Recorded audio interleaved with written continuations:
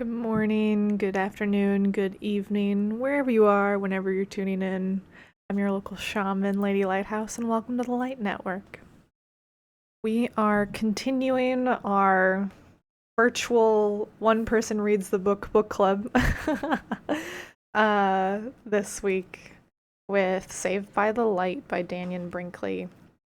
I read chapters 9 and 10, took a few notes, but I'm just gonna continue the conversation with what we learned so far. So, welcome, welcome to the chat. Any newbies just popping in? Anyone lurking to kind of catch you up where we are? To catch you up wherever we are on the story. So we are a little over halfway, and what's happened so far is basically we've heard the story about how Dannion's been struck by lightning. He went to the City of Lights. He met the 12 beings, actually 13 beings of light. He got like 13 visions basically of what's to come in the future. He was given his mission. He came back. His body was in disrepair, and he's been working on healing himself, and just starting to connect with Dr. Moody, who is the main person who is doing a lot of research on near-death experiences. So he's finally getting connected with him, starting to connect with other people who have had near-death experiences.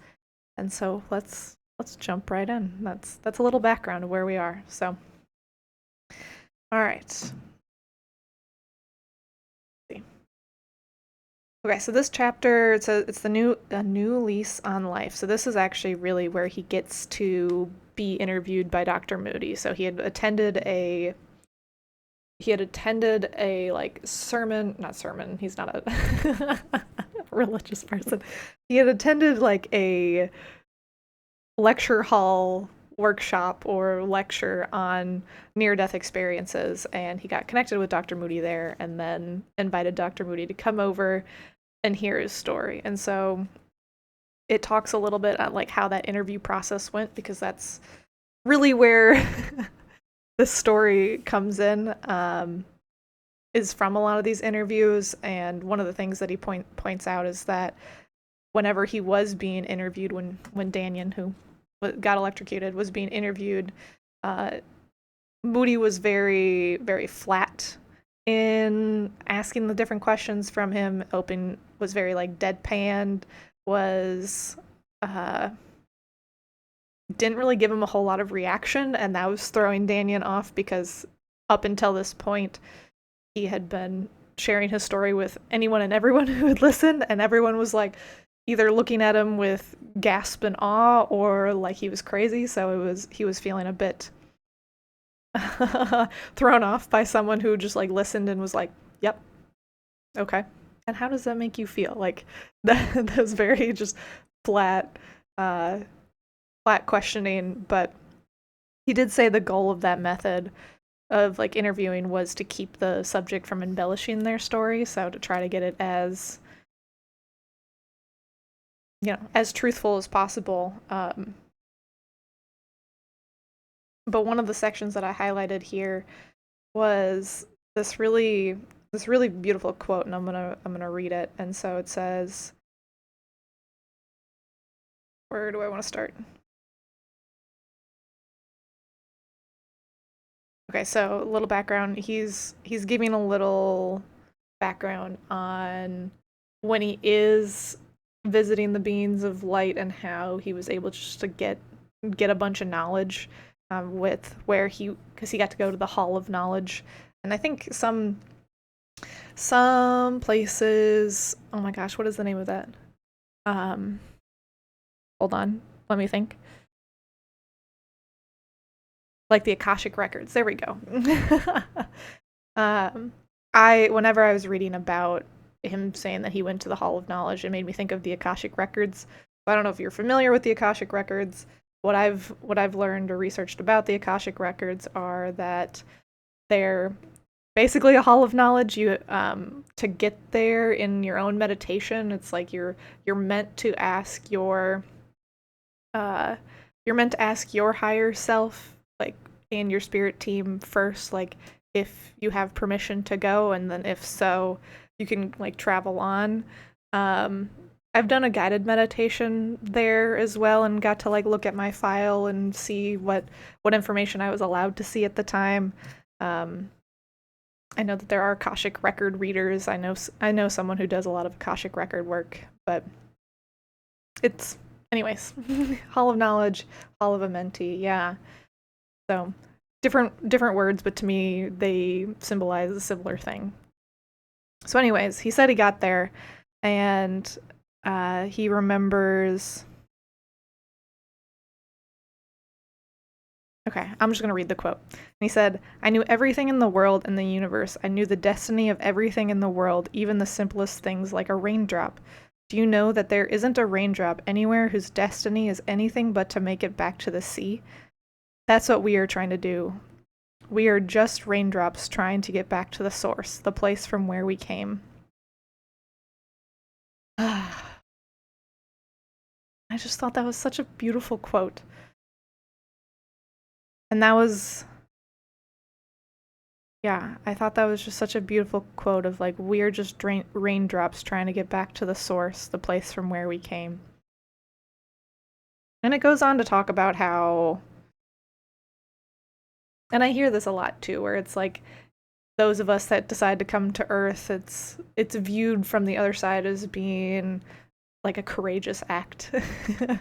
Because it's like, wow, your soul decided you wanted to come to Earth and experience contrast and experience adversity and experience all of the different emotions and things so that way you could heal, grow, and remember. um, yeah, it's just so crazy. And I say crazy and I say crazy in a very like tongue-in-cheek way, because where I'm going with that is literally the next thing I have underlined is you aren't crazy. um it's like you aren't crazy, you're not crazy. You have just experienced something that has made you unique. It's like discovering a new country with different people and trying to convince everyone that such a place exists.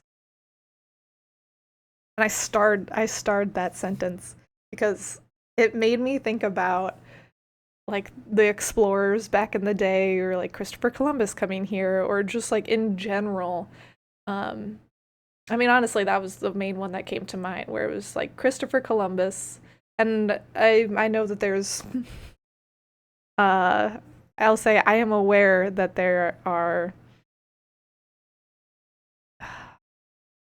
there's like tension with the story around Christopher Columbus and there actually being people here and all that. But I'm not going to get totally into that side of things.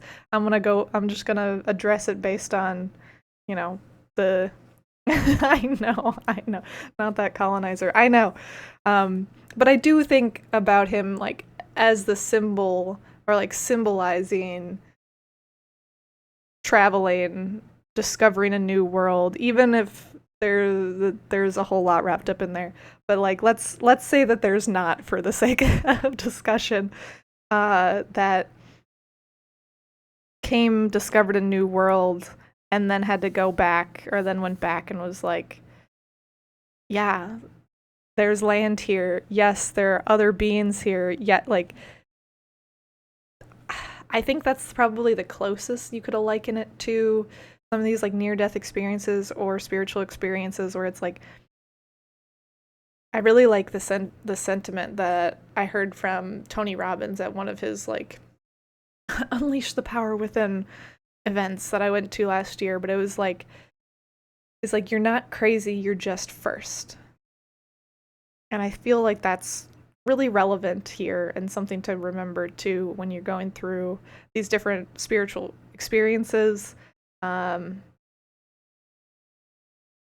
yeah, when you're going through these different spiritual experiences, to like acknowledge that no, you're not crazy, you're just first. You're not crazy, you're just first. Okay. I'm gonna keep going. I think there's more. I wanted to say more about It'll come back. I think it'll come back. Okay. All right. So we are learning that at this point in the story, it only takes, so he was pretty much paralyzed.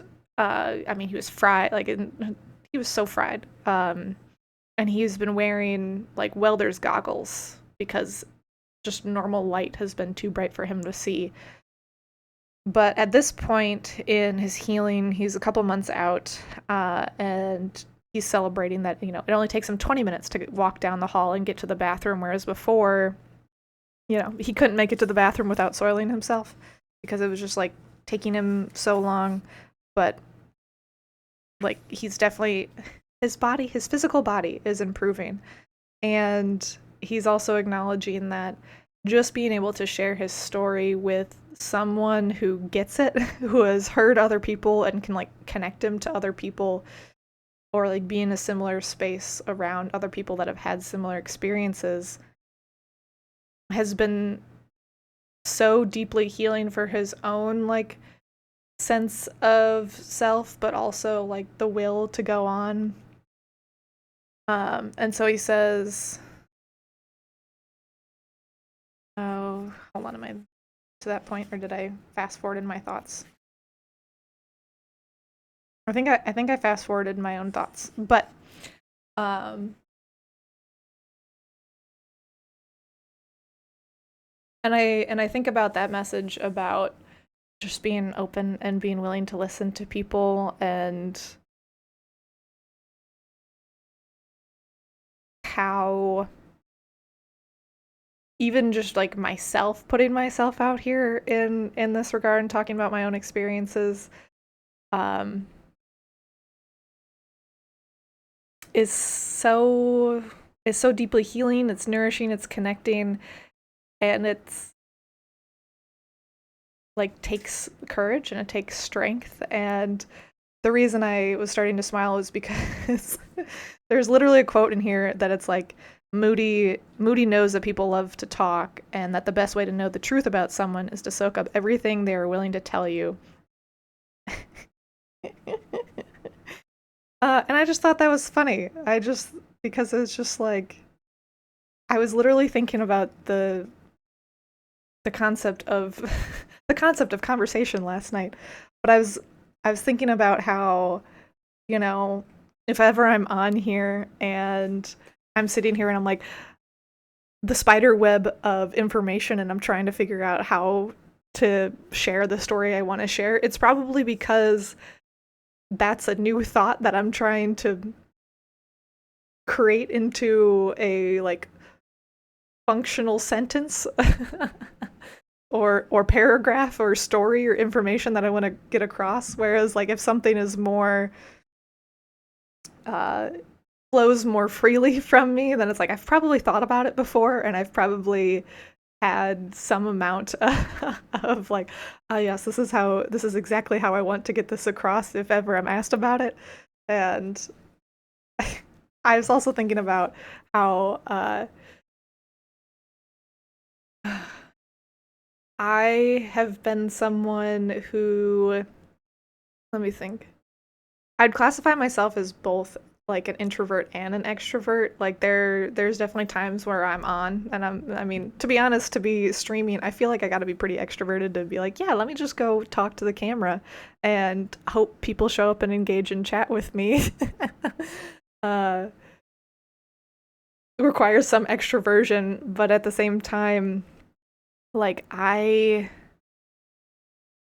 good with like not talking. I'm good with chilling out. If I go into a new setting that I'm unfamiliar with, usually my default is to go into that setting and be like an observer and see kind of the powers at play, just like see what's all happening in the space and who's doing what, um before deciding how I want to, you know, express myself fully in that space.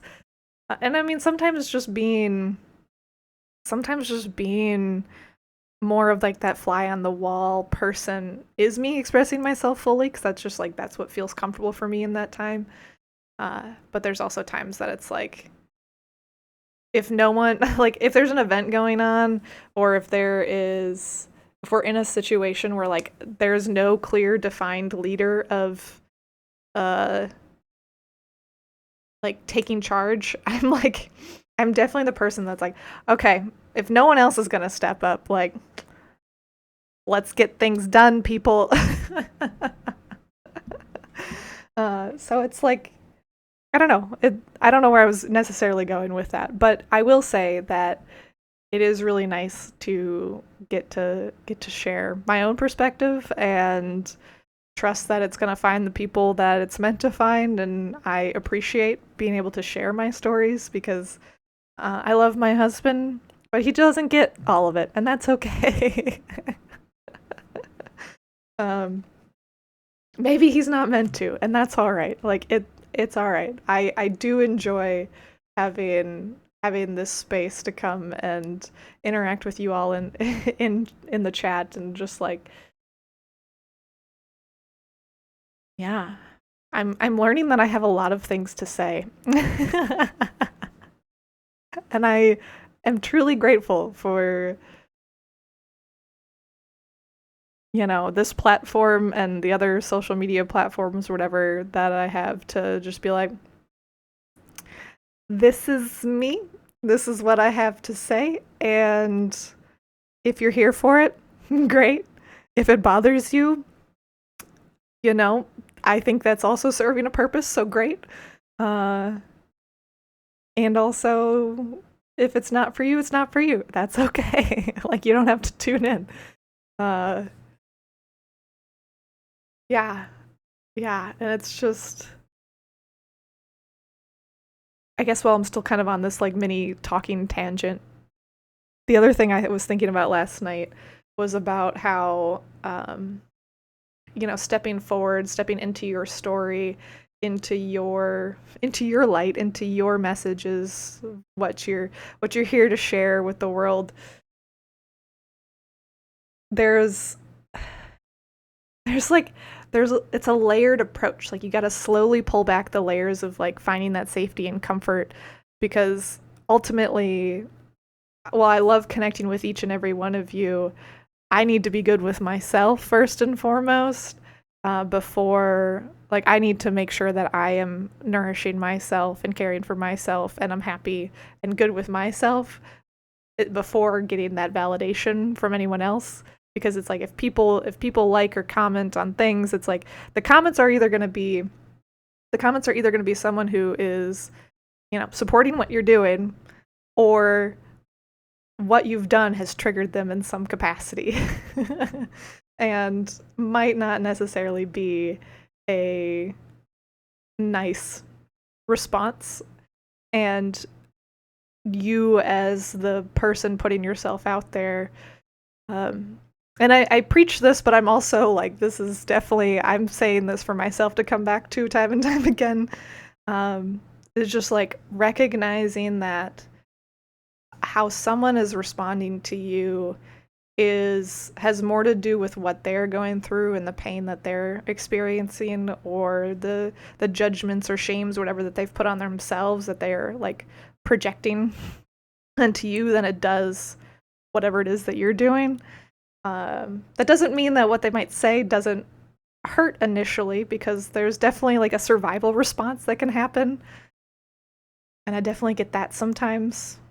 Every now and again, I'll get it, where I had someone comment on something recently, and like when I first read it, I was like, whew, like there's definitely a part of me that's like, I like it definitely will trigger my like want to fight response. But I usually like I don't respond right away. I know that that's happening, and I'll take a breath. I'll go move. I'll like go do a power stance. Go put my feet on the ground outside and be like, okay, it's fine. That was just their soul is hurting. That was their cry for help. That doesn't have anything to do with me. I'm good. Like, I love myself. This is all right. And so it's just a process, and it gets quicker and it gets easier the more you do it and the more it happens. So, yeah. Yeah. It's definitely like a learned skill or a learned yeah, I think a learned skill. Hey everyone, good to see you. Yeah, it's definitely a learned skill of being able to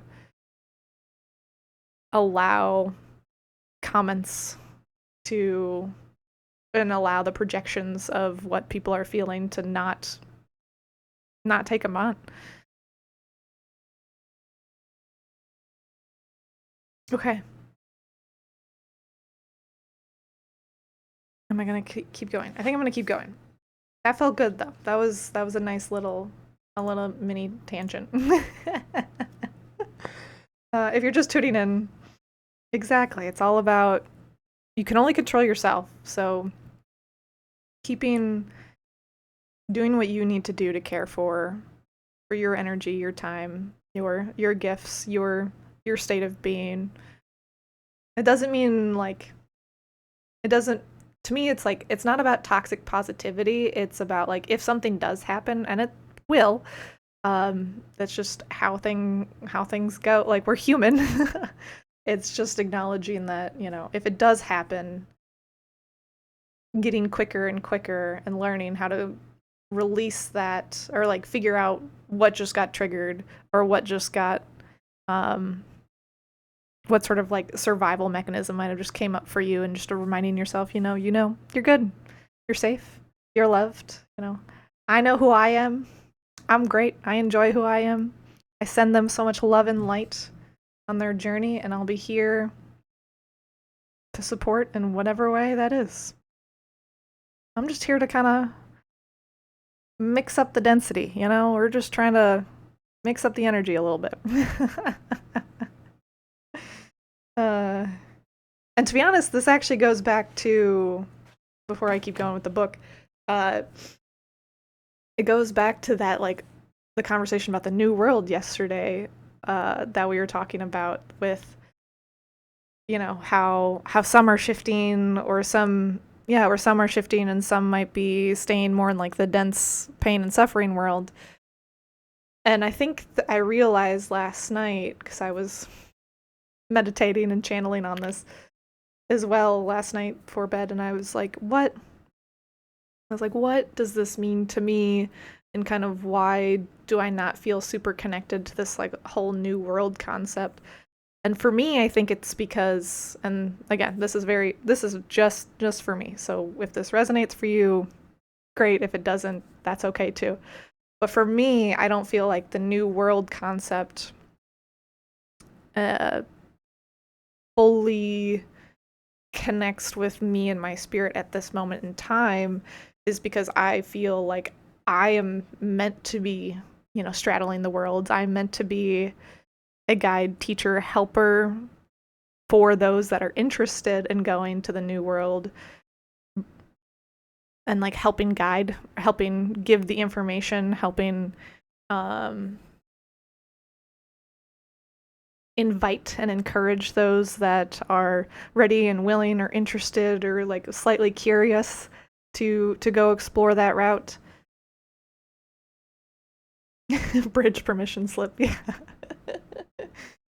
Yeah, I don't know. I mean, I don't think I'm the gatekeeper. It's just more that I feel like I'm just kind of sitting between the two as a beacon of light that's like, "Hey, I see you over there. It's pretty nice over there. You want to come? You get to choose." Like uh yeah. Lightseeker, the new world. So we were talking about it a little bit yesterday about this concept of there being like a new world or like the energy of like the energy of the earth eventually reaching a point where it's like you're living in the like 4D 5D consciousness versus the 3D consciousness.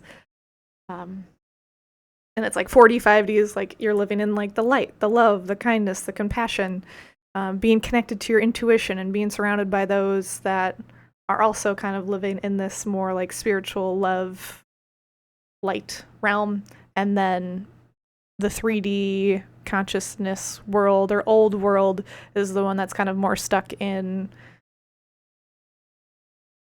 more like pain and suffering, not really wanting to change.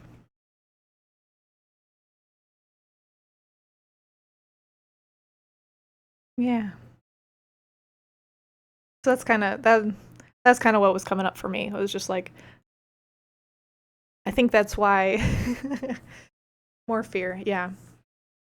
I think that's why I haven't felt overly connected to the full concept of like we're all going to the new world or the thing, and I'm like I'm over here like hold on guys, there's so many more of you that can come. Let's go, come on.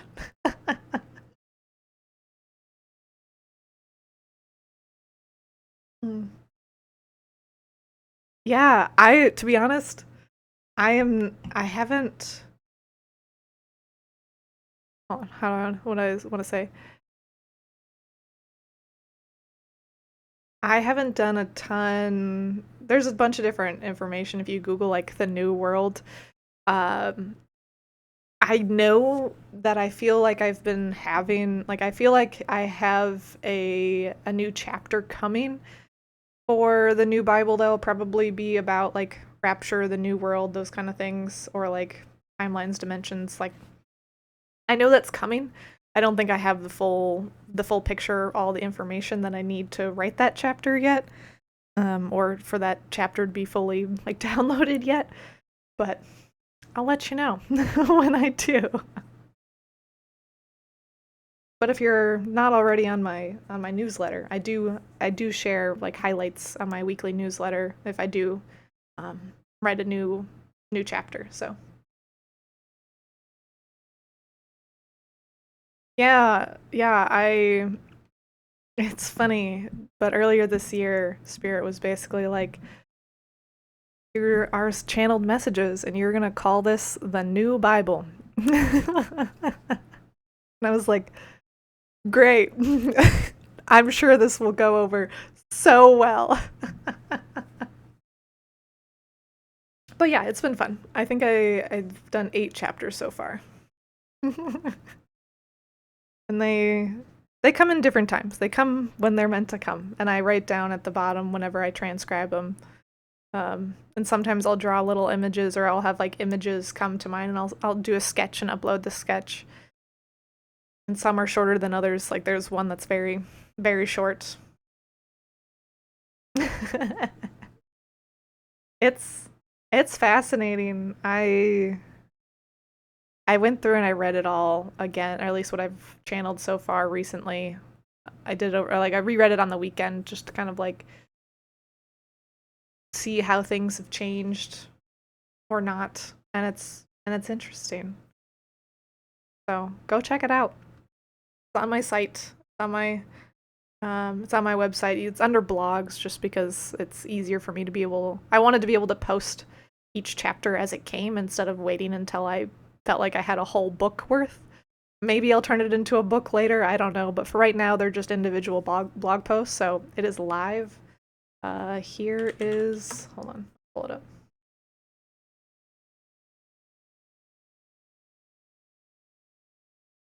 There you go.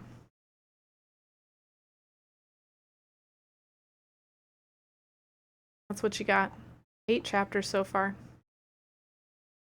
but it's funny. It's a good time.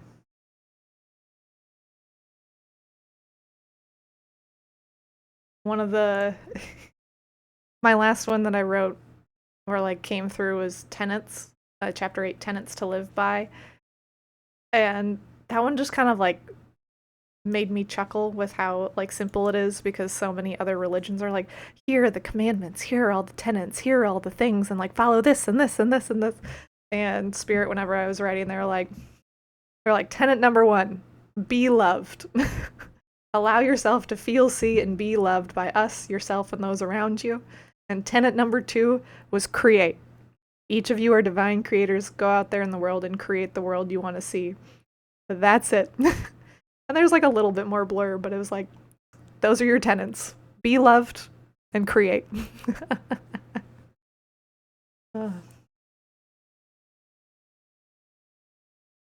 Oh. So go check it out if it interests you. It's fascinating. I Yeah, like I said, it comes to me or when it comes to me and I record and share as it comes. So, all right. Let's keep going. Let's see what else we got. All right, carrying on with our book again, Saved by the Light. We are in again chapter 9. So we just said people love to talk. The best way to know the truth about someone is basically soak up everything they're willing to tell you, and I love that. Same, agreed. Uh-huh. And then they go on to share about how do I want to yeah, we'll talk about this. So then it's talking about how Danyan had a vision, or like he was shown one of the visions whenever he had his near-death experience, that uh, the world would begin to collapse. And he had shared that, we'll be in the Soviet Union when it falls apart. And like both him and Moody, who's, interviewing him and does all this research, will be there and we'll know ourselves that all of this stuff is true. Because he's like I said, he's been getting a bunch of different visions. Like he received a bunch of different visions and predictions of the future and what's to come. And so he does point out that he had the near-death experience in like 1975, and he said the scene that he saw came true. That him and Moody visited Moscow in 1992, just after the collapse of communism, and he was watching like downtrodden Russians line up around the block in hope of entering stores and buying whatever food was available. And they had a moment together in the square where they were like, it was almost 15 years later, and like, this is it. This is the vision from the box that they saw, or that he saw. But he also had other visions of like Chernobyl happening. He saw visions of different wars that happened, but they came to reality. But one of the things that they also pointed out, I don't remember, I haven't gotten to the point yet to determine if all of them have come about or not, but I do remember, hold on, where was I going with that sentence?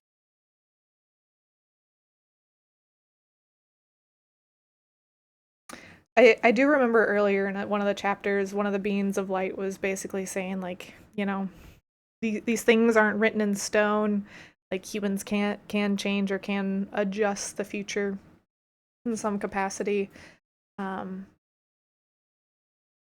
I was just gonna kind of touch on that briefly because I know I've done some stuff with like future predicting or seeing the future or like meeting my future self and all of that kind of stuff. And it's like it's fun, it's exciting, and also it is good to know that your future, like hold on, what do I want to say about this?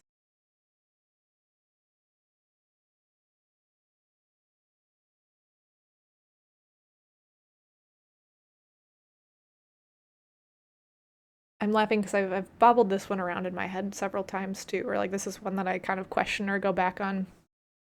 But what stands out to me, or what I feel is true for me right now, anyway, or based on the information I have collected, is that yes, we have soul contracts, and there are certain like milestone points that we all likely hit, uh, or like meant to hit in our lifetime. There's a bunch of gray area in between that if when a psychic tunes in and you're like seeking help or information in those areas, they might be picking up, I mean, they're picking up that moment in time, like that version of you in moment in time, that future version of you, if like you stayed in that same energy. But we also have free will and are able to affect our futures, if that makes sense. Like, how do I want to change that any?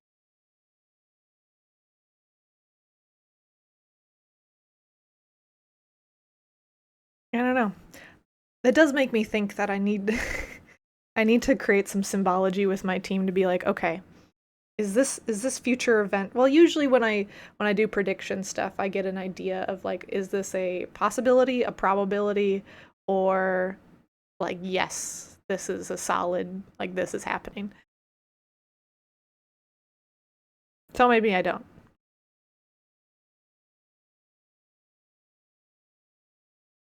Yeah.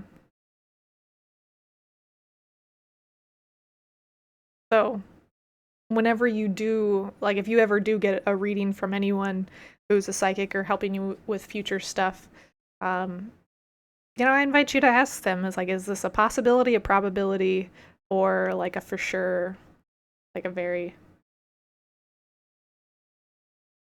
or like how strongly does this event situation feel like it's coming through? And so if it's a possibility, it means like so much you have so much you could do right now that could adjust that outcome, that it's like this is what's feeling the strongest at this exact moment, but like this could very easily change. Probability is usually like, you know, it's like a highly likely, like it's feeling pretty good, like this, like a high probability, that that's the outcome that's going to happen. Where if it's more of like a, oh, like, nah, like this feels really solid, like this feels firmly coming in. uh that can help, you kind of gauge, if you liked what you received, you're like, great, I should keep going down the road for this. Or if you didn't like what you heard and it's only like a possibility, well then, you can take action to change that. So yeah, you said you just wait and see and they happen. Yeah. And I've had times too where I don't like getting specific dates on things personally, because it makes my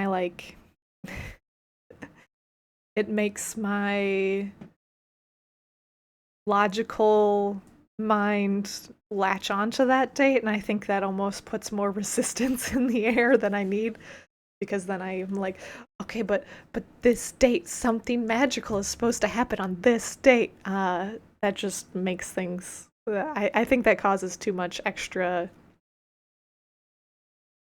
friction. Whereas like I had, like, an example for me is like I can usually feel stuff coming in in the energy before it comes. And so earlier this year, oh, hold on, what do I want to share here? I was like, how much information do I want to put in this video? Give me a second.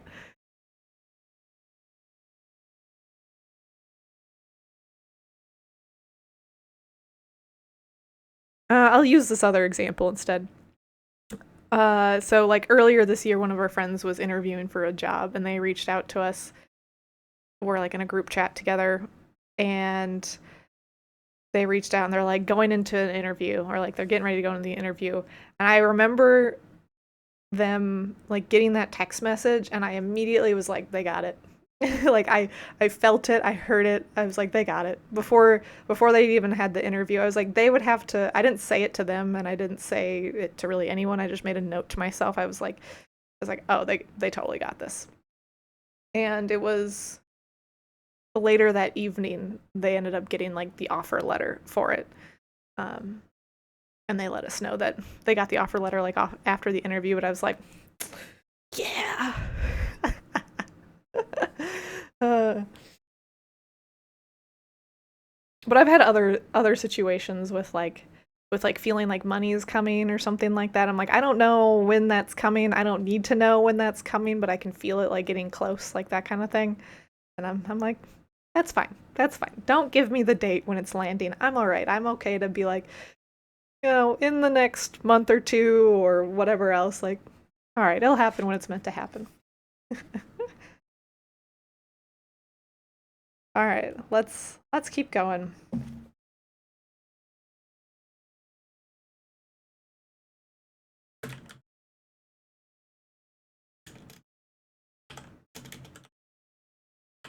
Can't type. All right, so the next part, you're now on to chapter 10. And this is talking about how basically Danyan, he decided to go work with Moody, or like go work for Moody as like helping him plan all of his events, because his book came out, Life After Life, and then all of a sudden he was getting prompted or reached out to about setting up all of these different like speaking events and whatever else, and he just couldn't manage it um, on his own. And so Danyan went to help him, and it was also nice for Danyan because then he was able to go to different events with them and connect with other near-death experiencers. So, but at this point he was sharing, so this was the end of 1976, so a little after a year, or it's been over a year since he had his accident or he had his near-death experience. He said by this time he was no longer needing to wear his welding goggles. He only needed dark sunglasses if he was outside. He could walk with only one cane most of the time. And then I put a star and an LOL by this, where Moody had shared, again, Moody's the doctor, and he said, quit thinking you're Jesus Christ and wait until people ask before you start preaching to them about what happened. Because like for a long time, that's what he would do, is every time a new person would come over or meet him or ask him about his story, he would tell them like verbatim all of the things that he saw and did, and people would just be like, okay. So I put LOL. Like I literally was like, lol. Because it's so true. When you have a profound experience, whether it's a near-death experience or even like a spiritual awakening experience, it can make you, like, the messaging you can receive can very much make you feel like you are, Jesus Christ, or you're a Messiah, or you're some great all-being something or another. And it's like, I believe that our team uses that language, or they could potentially use that language to try to help you to tap into your divinity and acknowledging that you are a part of the creator source as well. Yeah. I mean, for me, I share some of my story and when I talk about like my Kundalini awakening on like a video on YouTube, but for me, I'm like, I was told I was the Messiah. And I understand why people look like I didn't tell very many people, but the couple people that I did tell, they were like, you need help. And I was like, no, I'm fine. um yeah, and it's like, I think we all have to go through this like re-remembering that we are connected, we are divine creators, and also learn discernment and learning, who can we share that information with, in what capacity, because it's not that we shouldn't share. We shouldn't, it's not like, I definitely don't think we need to keep quiet. It's just more of like finding your people. Yeah. Anyone can be a Jesus or a Buddha. I very much believe that Jesus was just a person who learned all of the different things about spirituality, and he just ascended and he was teaching other people how to, and he worked with energy, and it's like uh and it's funny because it's like Jesus is technically my principal ascended master, so like me and Jesus now are homies. Even though I'm not in the Christian faith anymore, like we're homies. We out here. uh but the important part is like allowing yourself to be seen by others who like know you, and to be heard, and allow your story to be heard, and like not only allowing yourself to open up, but allowing yourself to hold that space for others, or to see other people with like kindness and compassion, and hold them in love as they share their truth, whatever that truth may be, even if it doesn't align with your truth. All my homies love Jesus. um, Humanity bros. Yeah. Yeah, I don't I yeah, I love talking to my team like we're just best friends. It's like, nah, we're good. Like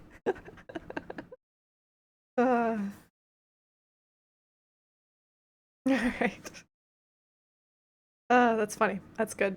And I remember the first like this is I remember the first time too that I figured out how to connect with my ascended master, or I had been feeling for some time, or I'd been like trying to explore who they might be, or my principal ascended master. And I remember I was trying to figure out for some time, and I was never getting their name, or I think I thought it was like Saint Germain for some time.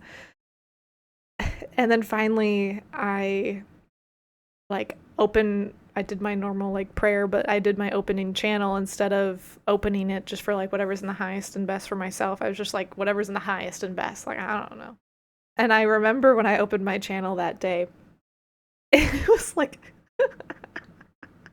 it was like all of a sudden I heard like a bunch of different spirits like whooping and cheering. I was like, yeah, she did it. It was funny because like uh, yeah, Mary Magdalene or Mary Magdalena, Mary Magdalene. There we go. Uh, came forward, and I remember when she came forward in that like meditation session. I was like, "Where's Jesus?" uh, and then he came forward, and then we had our own interaction and all the things. But it was just funny. It was a good time.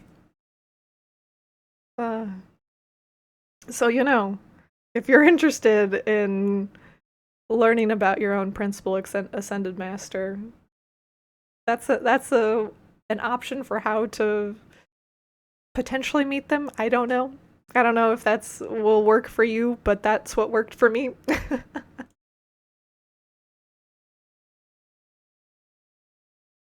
Anyway, we continue. uh, Good time. All right. So this chapter that we're on to is all about just like other people's stories of like what happened to them when they had their own near death experience. And I was just gonna share a couple of the ones just because I think it's just interesting. Um, so like one woman, she was rushed to the hospital and they found out her appendix had burst and she had a massive infection in her stomach about the size of a melon. She ended up being in the hospital for over a month, and during that time she went on basically a roller coaster ride to heaven or light, or this I don't think they got to the city of light, but she like went into the a tunnel of light. But one thing that she pointed out was that no, she ran through the center of the city and said that the most interesting was that prayers were streaming through this heavenly world like rays of light. And I like that because I think about like I think about that as like connected to like our intention.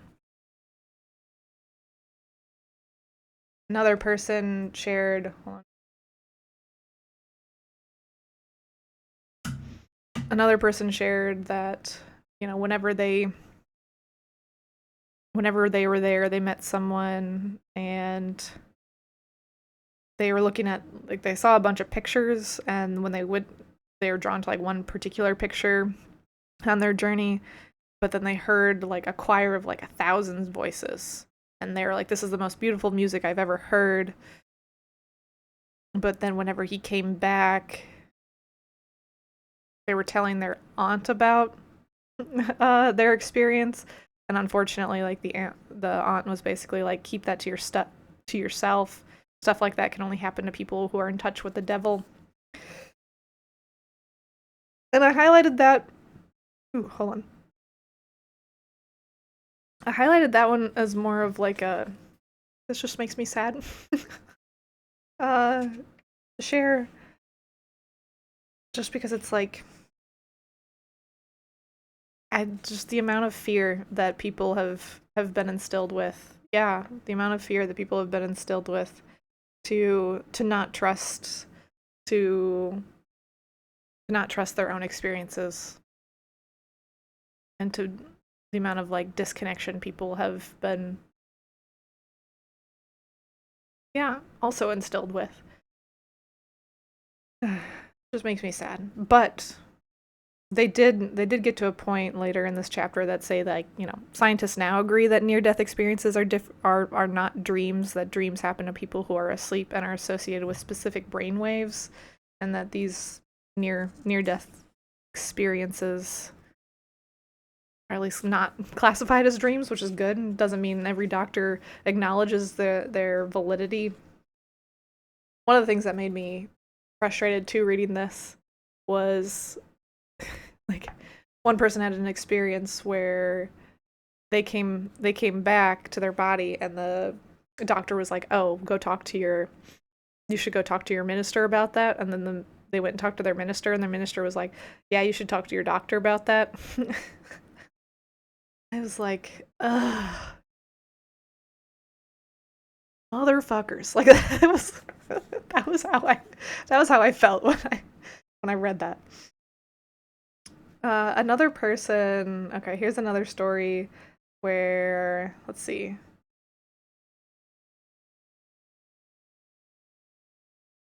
A woman was in a car accident and had to have surgery to try to fuse two of her vertebrae back together.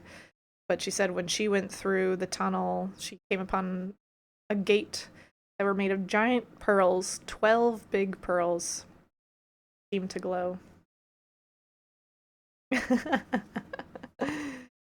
Yes, Plumpa. Hell yeah, Zarya.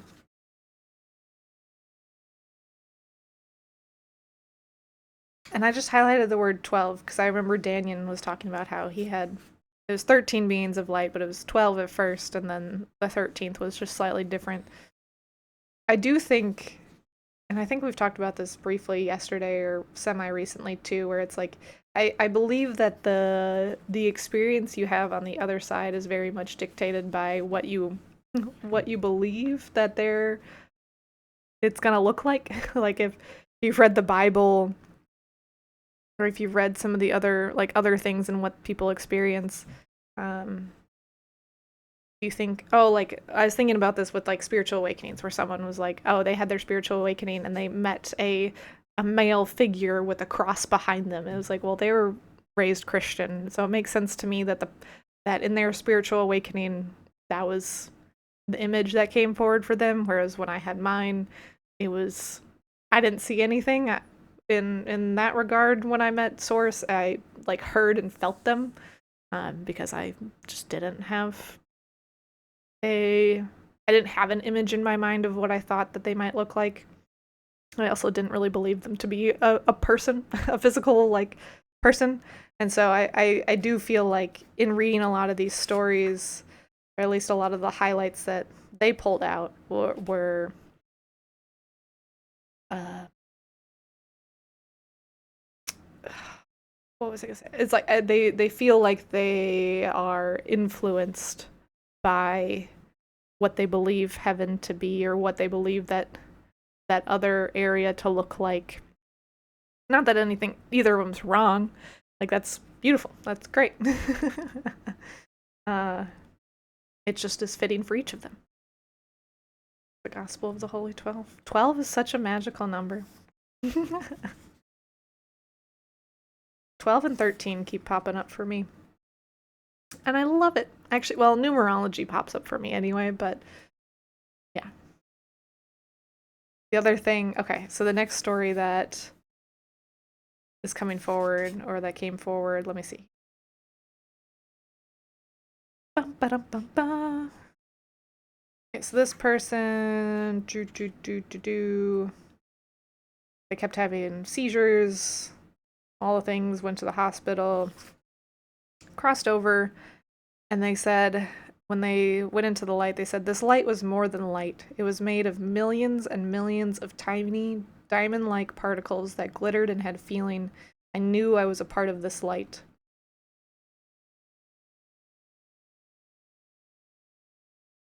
was made of millions and millions of tiny diamond-like particles that glittered and had feeling. I knew I was a part of this light.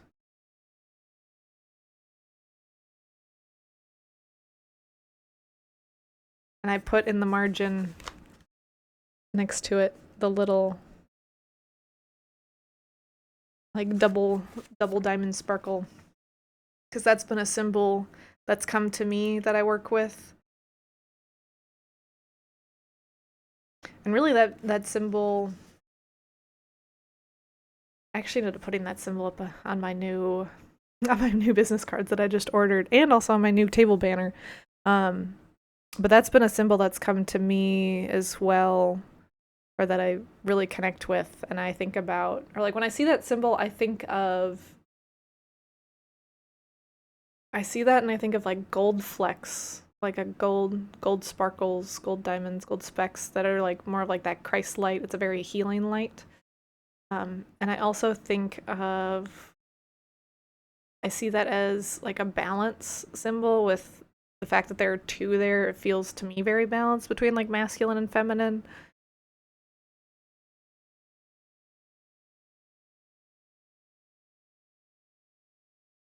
Yeah, I think that's complete. That's really what comes to me when I think about the double diamond symbol.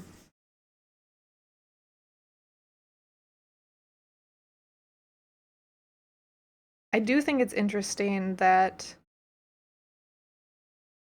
most of these people, when they have near-death experiences, they are sharing stories that, they don't, they go into the light and they feel how good it feels, and then they're like, I don't want to go back. And there's someone on the other side, whether it's a being of light, a past loved one, something like that, that is ultimately like, it's not your time, it wasn't your time, you need to go.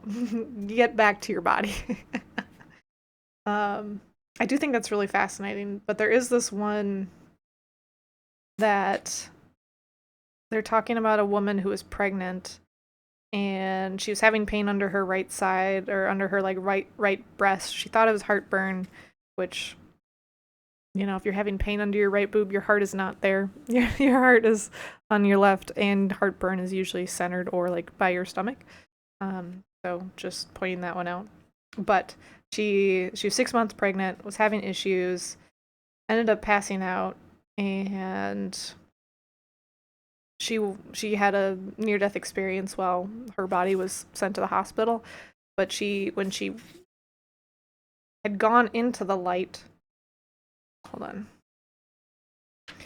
on. When she'd gone into the light, she got to see.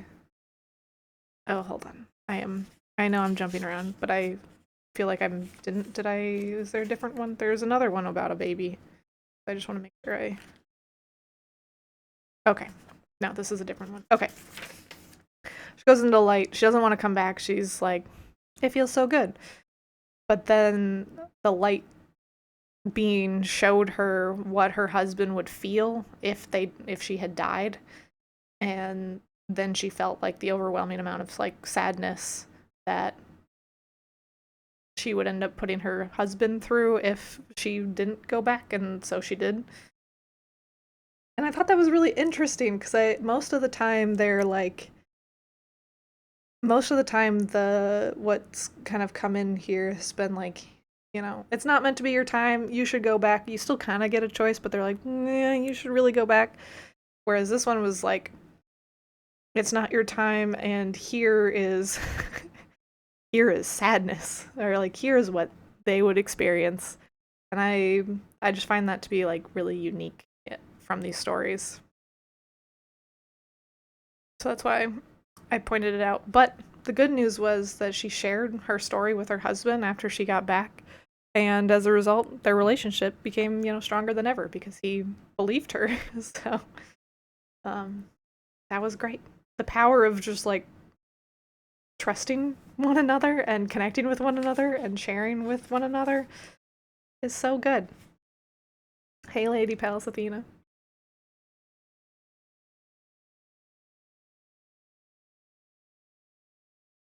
All right, we've got, let's see, a couple more pages left.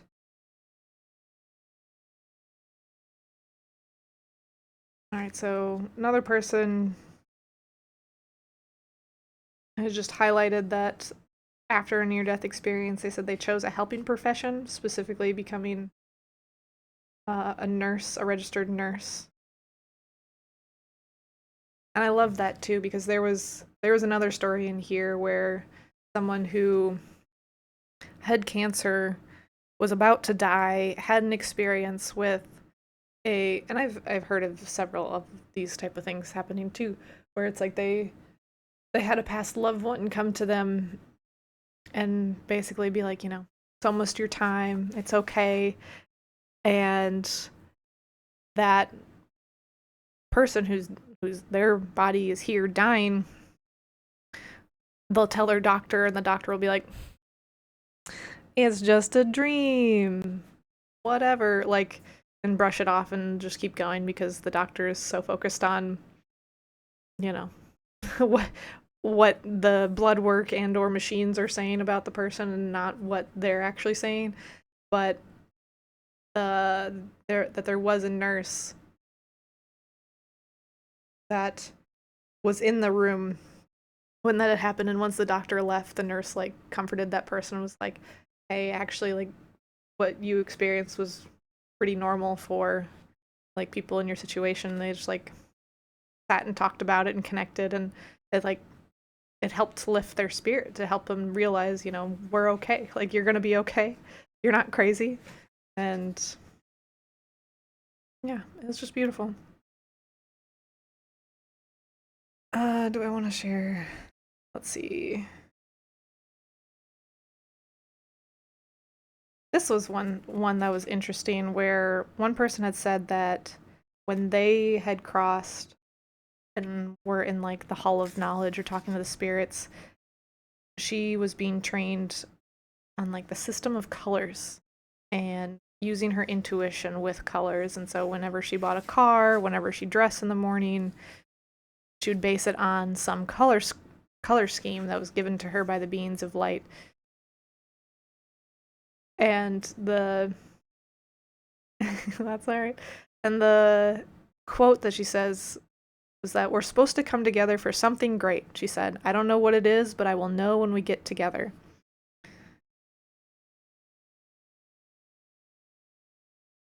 And color comes into my life a lot too, where at least now, I didn't used to. Maybe I did. I don't know. I'm more aware of it now, or I do it more intentionally or consciously now, whether or not I did it in previous parts of my life. But for the last couple of years, I've been pretty conscious about how I use color, where I use color, even the type of art that I send someone in like a text message and the number of hearts that I use or whatever, like they all represent different things for me. And so even like what I put on, like I am connected with certain energies of the colors in what I'm wearing or what I'm purchasing. And like that's why the boundary books that I have right now are this like deep purple, because it's like a very divine, spiritually like like crown chakra-y open, uh like channeling color, like that deep purple, or like that's what I think of. And so yeah, I'm very conscious about using color. And even like I think I've talked about a few other times too, using color or like eating certain colors, like depending on where I'm at in my cycle or just where I'm at in general. Is like I'll go through phases, or I've recognized that I go through phases where I'm like, I'm eating a lot of green foods right now. And actually right now I'm in my like red, orange, beige, brown. Like I don't want a lot of greens right now. I want reds, oranges, browns. So a lot of carbs, a lot of protein. uh and it's just I don't know, I like using color. It feels deeply connective, or like deeply connecting for me.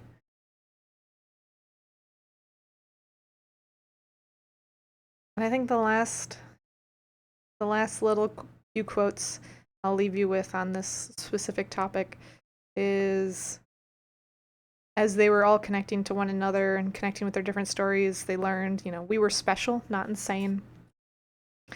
And the final quote was that Danian said this in a panel discussion. He said, "We are normal people who have had something paranormal happen to us.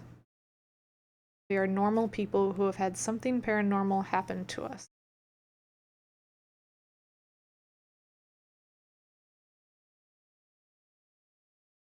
And I feel like that's just worth kind of leaving there.